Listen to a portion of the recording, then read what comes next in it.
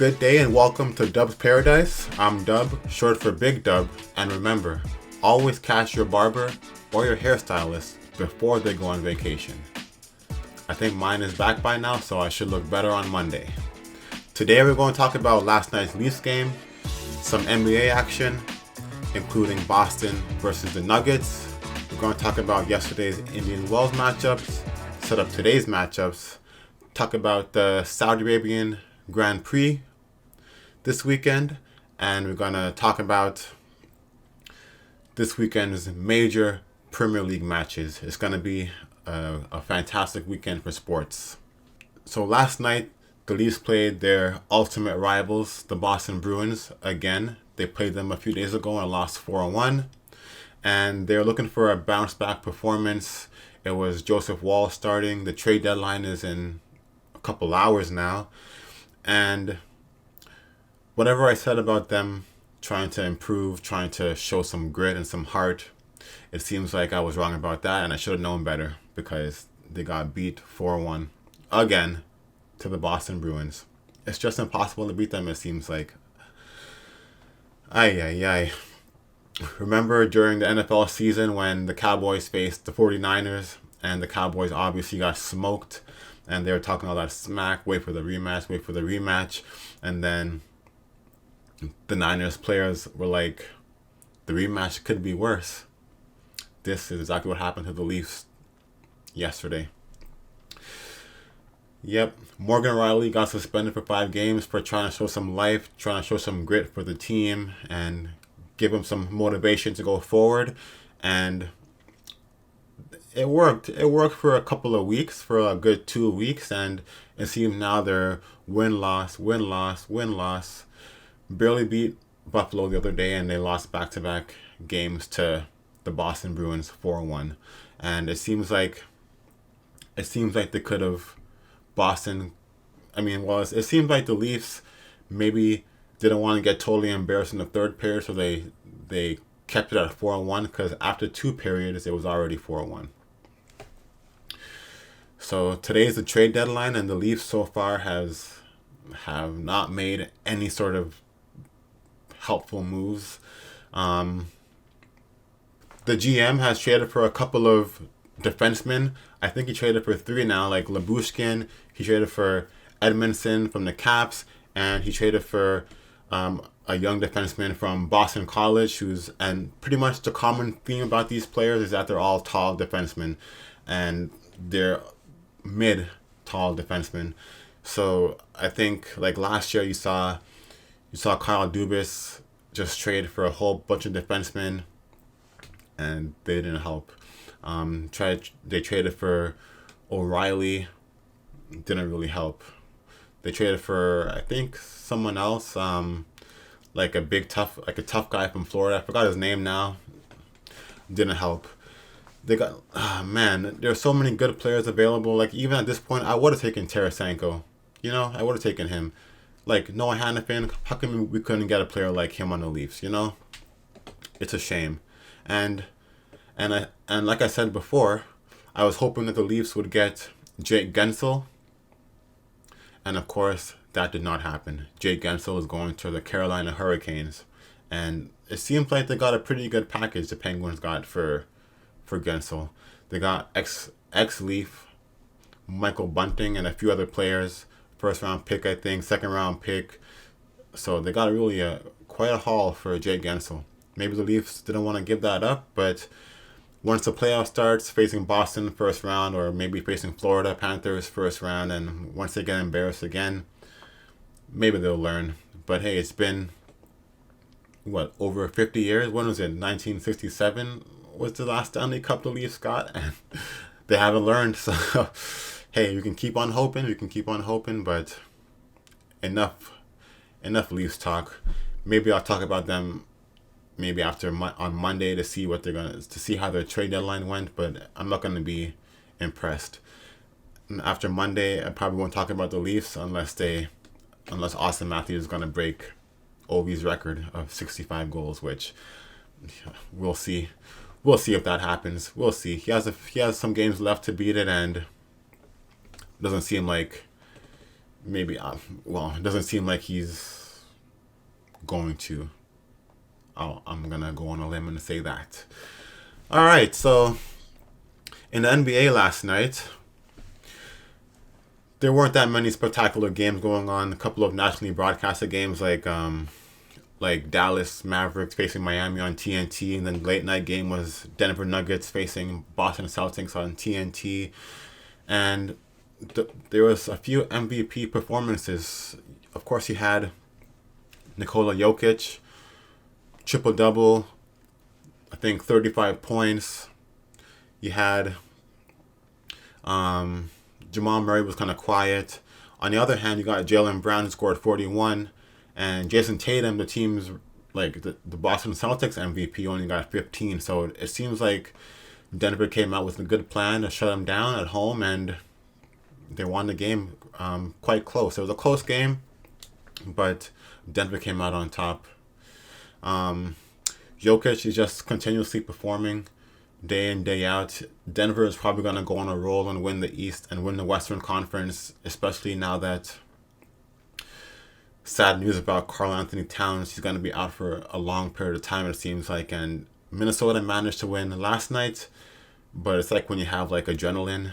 So you manage to win a couple of games to start, but then you just lose momentum because you're pretty much their MVP. Like, probably wasn't gonna win MVP. They still have Anthony Edwards, but like Towns is like the Minnesota Timberwolves. Like, I don't know, when I think of the Wolves, I think of Towns first before Anthony Edwards, and he could just do it all. He could shoot threes for a big man. He could rebound, dunk, all that kind of great stuff. And now he's going to be out, so Minnesota is going to be sinking. OKC, they're still young, so they might be consistently down the stretch, but Denver might have a better record. Then you have the Clippers, who, like I always say, they have overrated superstars, and no one in the league is as good as Nikola Jokic, except for maybe like Embiid, maybe like Doncic. As far as like what would have been. Last night also, the other nationally televised game was, like I said, Dallas Mavericks versus the Heat. And Luka Doncic had an MVP performance. He had, I think, 35 points too, and a triple-double. And I think he deserves an MVP eventually, but it's not going to be this year. The team has to have like way better players around him because their record isn't that great.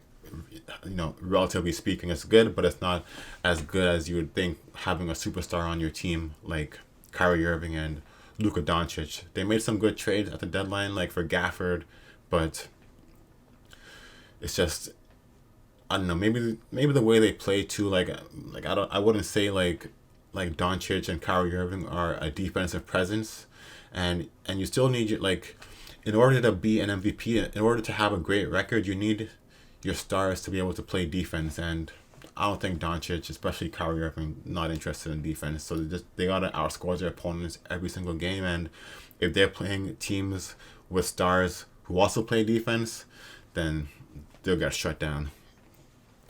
The Raptors played the Phoenix Suns last night. Phoenix was without Devin Booker, and Grayson Allen really stepped up.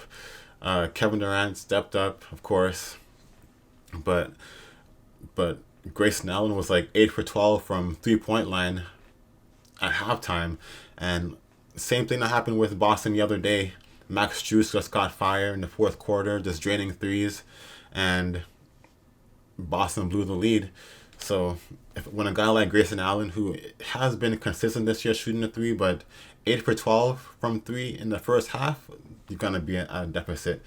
And they tried to make it close, but when you have that many threes going in, it's just hard to. It's just that discrepancy. Like if the Raptors go down and score 2 points, and then you have Grayson Allen shooting 3-pointers, that's like one extra point right there, which is basic math, but it's just what it is. That's just how it goes. It's tough. They probably should have closed out on him. Maybe they didn't focus on Grayson Allen too much. The coach should have, after his fourth straight made 3, Probably should have been like, hey, you might want to guard Grayson Allen, let someone else shoot. But then you have Kevin Durant, and he ended up with like 30 points, over 30 points, I think. So it's tough. Bradley Beal, yeah, he's okay. He's okay. Devin Booker has to come back for that team, but they're similar to Dallas. I mean, my favorite players in the league are Kevin Durant and Devin Booker. So as far as the playoffs go, I'm looking forward to seeing how they do. But I don't think they'll go far because I don't think they have that defensive cohesiveness, that offensive cohesiveness. Like, they're not as good as Denver. Denver honestly might go back to back. I'm sure you wouldn't have heard it here first, but I would say Denver might go back to back because the way they handled Boston last night, they might go back to back. The Western Conference, Towns is going to be out. OKC is still young. Clippers, playoff P.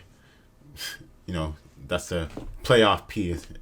So Russell Westbrook on the Clippers. You got the Lakers trying to come in. You got Golden State.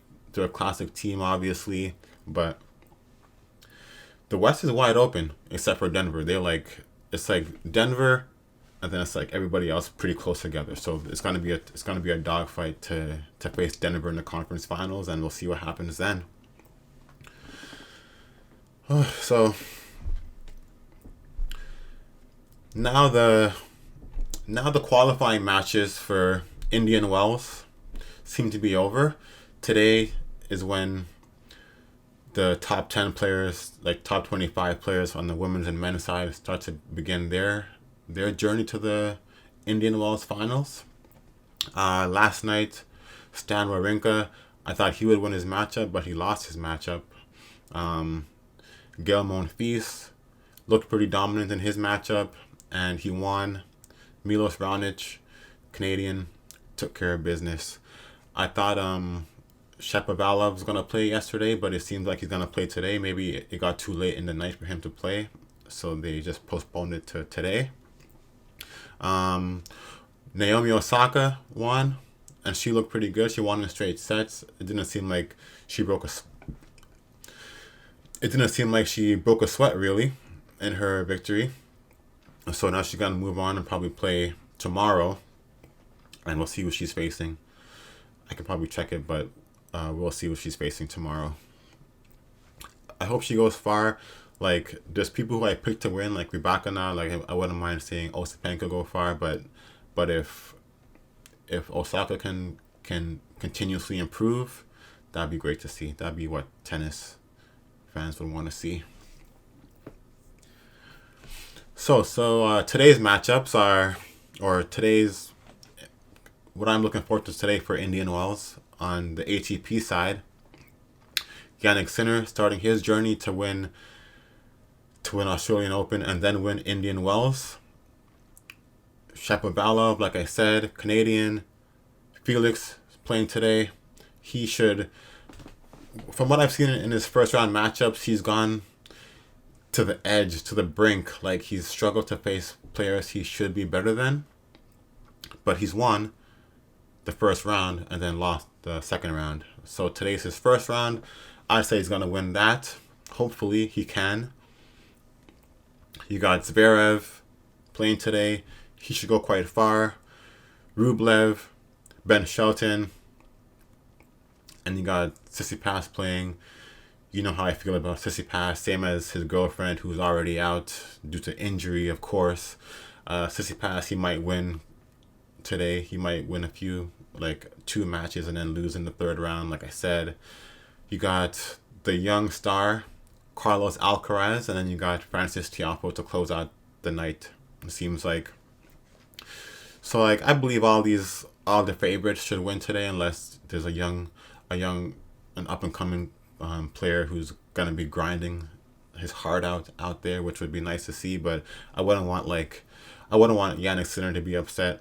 I wouldn't want Zverev to be upset. I wouldn't want Shelton to be upset. I wouldn't want Alcaraz to be upset. Tiafoe, hopefully he wouldn't be upset. He can make it far. And on the women's side today, you got Von Josepha playing. She won Wimbledon, and she's quite a good tennis player, obviously. You got Iga Swiatek playing, #1 in the world. You got Ons Jabeur playing. You got Madison Keys. You got Rybakina, who I picked to win. And you got Osipenko, who is probably my favorite tennis player to watch because she's just so entertaining and she's great. And she's won a couple of like 500s, I think, maybe a couple of 250s. So she knows she can handle herself out there. She's been making it rather far, and we'll see how she does in Indian Wells. I predict maybe like she'd be out when there's like 16 women left, which would be a good amount of money for her to make. And so I think all the favorites today should win. Like everyone I mentioned should win.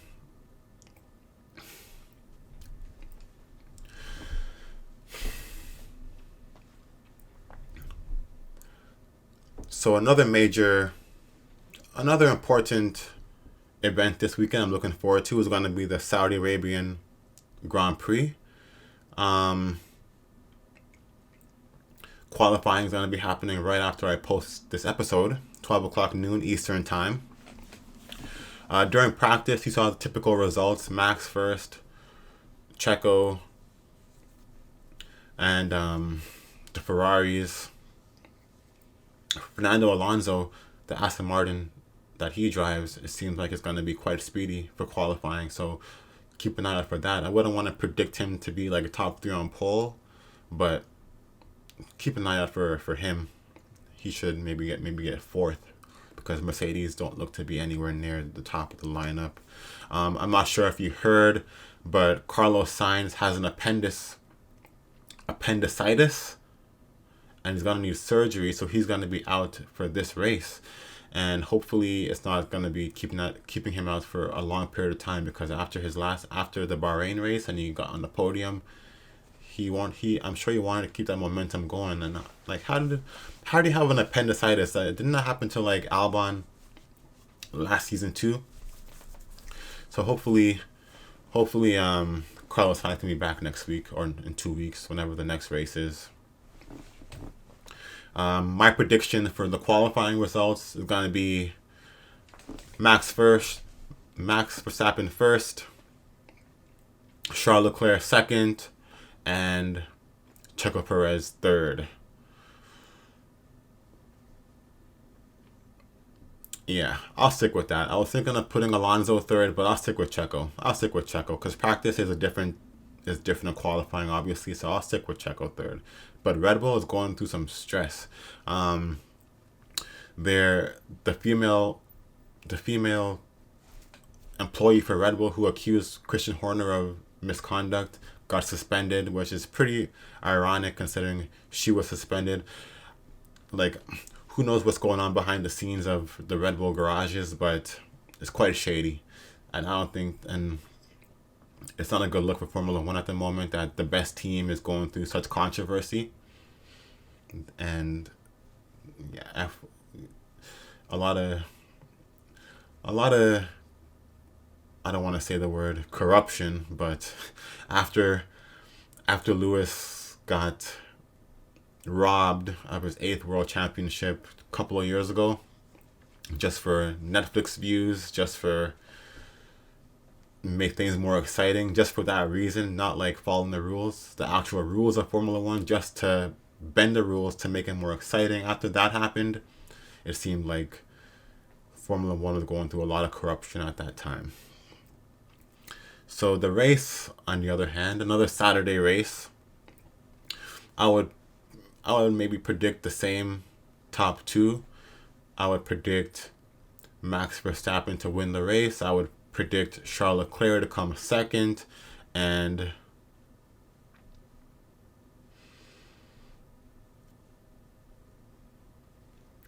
I would predict Fernando Alonso to come third. Checo likes the street races. He does. He really does. Okay, you know what? I'm gonna retract my prediction, and I'm gonna go with Max first. I'm gonna go with Checo second, and I'm gonna go with Charles Leclerc third. Book that. Okay. But what we're really looking forward to this weekend is the matches that's going to be going on in the Premier League. There's going to be some good matches on Saturday. You're going to have Manchester United versus Everton. Manchester is coming off kind of a expected loss to Man City on the weekend. They were up 1-0, and then Man City took control, as you'd expect.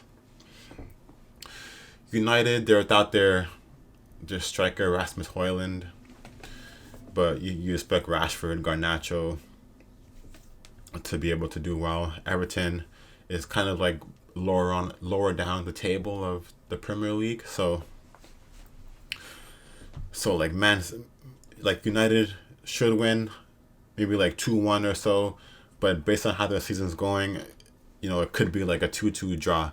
I hate to predict a draw, so that's why I wouldn't really say it's gonna be a draw. But in soccer, oh my god, I'm sorry. In football, a draw is a result because you still get points for draws and they still count unless you're playing in like a tournament like the FA Cup or Champions League, etc. But I don't want to predict the draw anyway, so I'm just gonna say that Manchester United will win 2-1 against Everton. On Saturday also, another important game is going to be Arsenal versus Brentford. Arsenal's going to have their game on Saturday, and then they're going to be playing on Tuesday in the Champions League. Brentford, I wouldn't say is any pushover team. I mean, I guess I'm just saying that because they seem to handle Chelsea They seem to be able to handle Chelsea quite well. Chelsea can never beat them, Brentford. And Arsenal obviously a different team. Arsenal's going to have to play their Champions League on Tuesday, so they're going to have back-to-back, or not back-to-back, but 2 games in the span of like 4 days. But Arsenal seems to be rathering to win the Premier League than Champions League, because the odds of them winning Champions League, I would say, are quite low, and they don't have the horsepower that Man City does to just win everything, every game, all the time. So I would say Arsenal is going to handle Brentford on the weekend. They might win. I would say Arsenal will win 3-1.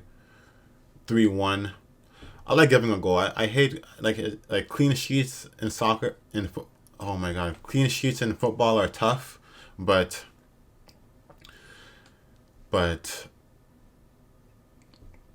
I like thinking that a team can actually score just 1 goal in football. So I would say that Arsenal will win 3-1. They might score 4, but I would predict 3-1 for Arsenal. Okay. On Sunday now is going to be Aston Villa playing Tottenham Hotspur without, well, I was going to say without Harry Kane, but they've been without Harry Kane for a long time now, so just scratch that statement.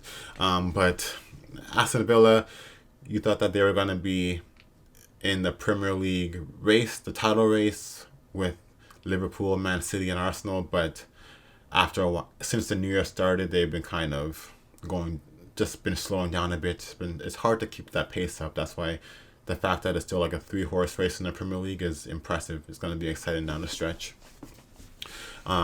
Even Chelsea in the FA Cup, you saw that Enzo Fernandez major screamer of a goal. That was the best, that was one of the best goals I've seen. But I've seen recently a lot of other great goals, but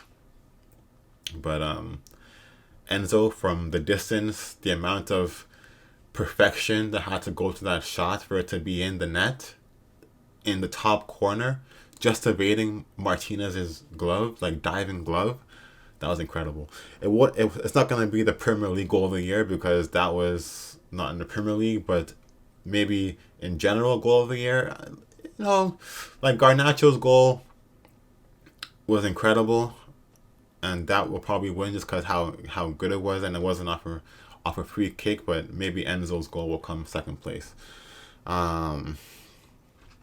So Aston Villa versus Tottenham on Sunday, I would say, like, I wouldn't be surprised if that's a draw, but I would pick Tottenham to win that. I would pick Tottenham to win that maybe like 2-0. Let's see if I'm right about that. 2-0 for Tottenham versus Aston Villa Sunday. And then the matchup that we're all waiting for. We've all been waiting for since the Premier League season started. If it was going to be these two teams fighting for the cup at the end, this was the match that we're waiting for. Liverpool versus Manchester City. Liverpool is playing at home. They're going to be at Anfield. Jurgen Klopp, this is going to be like his victory tour. Like, he's going to want to go out strong. But, I mean, they're going to have Salah back in the lineup. Darwin Nunez seems to be finding his form and scoring more goals. Cody Gakpo on Liverpool. Trent, who was talking a lot this past week. Virgil van Dijk, just like a brick wall on defense. But Man City, I could name every single position, and it's just stud.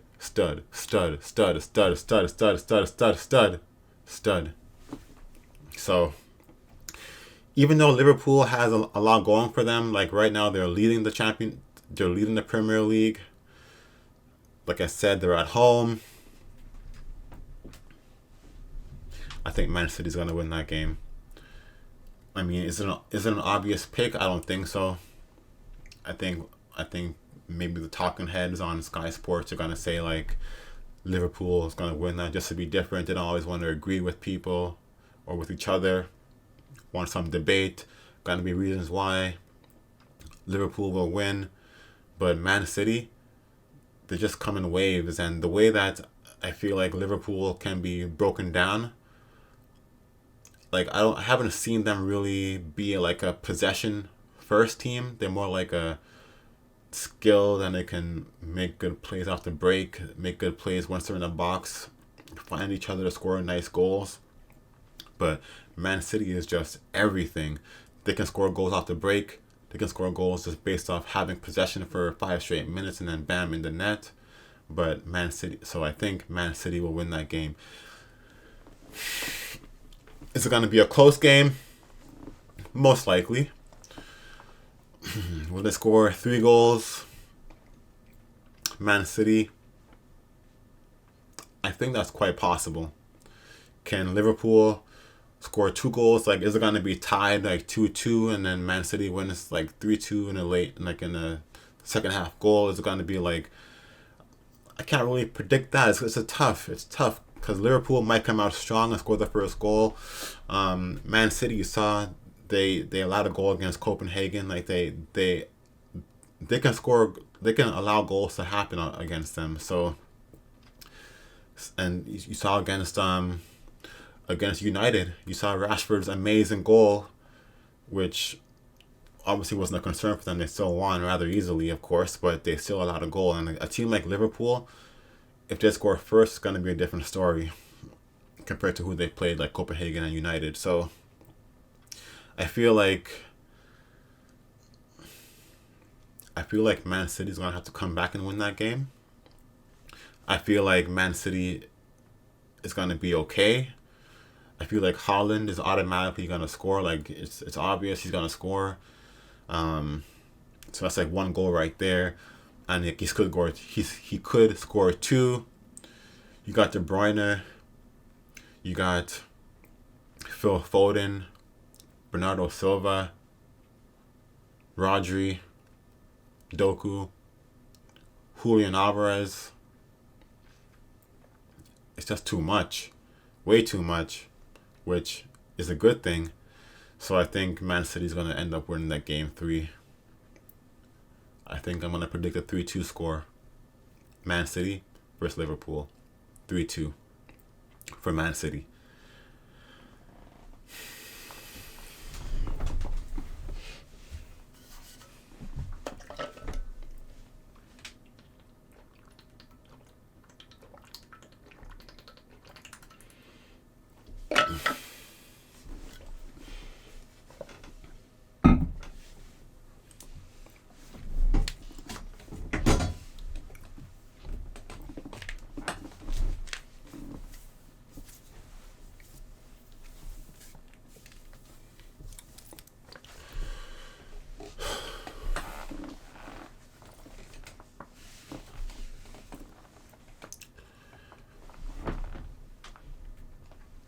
To wrap up the Premier League week ahead, it's going to be Chelsea at home at Stamford Bridge versus Newcastle.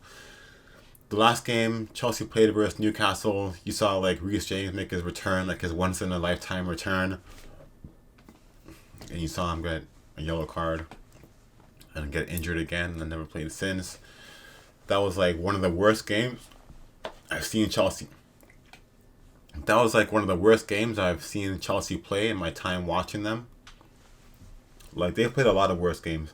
The game they lost against United was a terrible loss, and it only wasn't a blowout because United is wasn't a great team themselves. But against Newcastle, the last game, Chelsea got just embarrassed. But that was at St. James's Park. And now they're going to be at home at Stamford Bridge, like I said. And, like, after that Liverpool loss, you expect them to come out and, like, win their last game, which they managed to draw because typical Chelsea had a great first half performance, and then second half they seem to be tired. They seem to didn't want to not know what they're doing, not wanting to press the ball and score goals, but they managed to tie the game, so that was great. They got a point, but it should have been 3 points. So I'm going to talk more about this game when, like, for the Monday episode of Dub's Paradise. But I hope Chelsea can win this game because they need to win this game. They need to win it for Pochettino. I don't want him to be fired. I really don't. I think he's passionate. I think the team is great. They just can't finish their chances, and that's what they need to work on. And you can't blame him for that. I think they'll win the game. Honestly, I do. It's just they gotta finish strong. They just gotta find consistency somehow. They gotta be strong in the second half of games and keep pressing. Just like you see Arsenal, you see Man City, those teams, they don't hold back. Every single chance they get, they're taking it. They're shooting the ball. They're trying to score. They're just cutthroat, and you have to be like that. Chelsea only seems to want to show up major time for the entire game when they're facing a team like Man City or a team like Arsenal when they almost won those games. So things have to change. I hope that Jackson will score. I hope Enzo can score. I hope anyone can score. I hope Cole Palmer can score. I hope Mudryk can score. I hope Mudryk starts. I'm going to try and give a prediction of my starting 11 on Monday. See how that goes. So yeah, the first week of Dub's Paradise. I hope you enjoyed it. So far, it's been a daily show, and it might have to be weekly or every other day or every 3 days just because there's not going to be enough things to talk about, and I don't want to be boring. I don't want to just keep repeating myself to pass time or talking about things that don't really matter. I try to make episodes that are a good amount of time, but I heard people like 2-hour episodes, and that's like way long. And right now I'm pretty comfortable doing just talking and seeing how long it goes, not forcing myself to speak forever and ever. But I think this was a good first week of Dub's Paradise. On Monday, I will be back, and we're going to talk about what happened on the weekend. We're going to talk about the Premier League. We're going to talk about more Chelsea. We're going to talk about the Saudi Arabian Grand Prix. We're going to talk about Indian Wells results. The bracket should be closing up and forming nicely. We're going to be talking about Champions League on Tuesday and Wednesday. And if any major things happen in the NHL, NBA, or NFL, we're going to be talking about that. And one more day closer to MLB opening day. I can't wait. And we're still waiting for a few players to sign. We're still waiting for Blake Snell to sign. We're still waiting for Jordan Montgomery to sign. Those players should go somewhere nice. The Blue Jays, they have a pretty good pitching lineup, but I wouldn't mind any of those. I wouldn't mind Snell or Montgomery. The Blue Jays didn't sign Ohtani, didn't sign back Matt Chapman, didn't really spend that much money in the offseason. I don't know what their plan is. They're just hoping to let their players perform. So just spend some money on Blake Snell. He's a Cy Young winner. He's still relatively young. He's great. He can get strikeouts. Just got to manage him properly, and he'll do well. Just pay him. I would pay. Blue Jays, just pay Blake Snell. Jordan Montgomery, I would take him too. He's not gonna be as expensive, but he's consistent and he's good. We just gotta sign him. All right, so like I always say, if you have any thoughts, opinions of your own, let me know how I can improve the show. I'm trying to bring more energy. I'm trying to project my voice and speak more clearly. And I'm not used to this, so I got to remember all the time to keep on talking and keep on talking clear so the mic can pick me up. I'd appreciate any advice that you have. Just be constructive about it. Thank you very much for watching. Have a great weekend in the world of sports. And talk to you on Monday, same time, same place.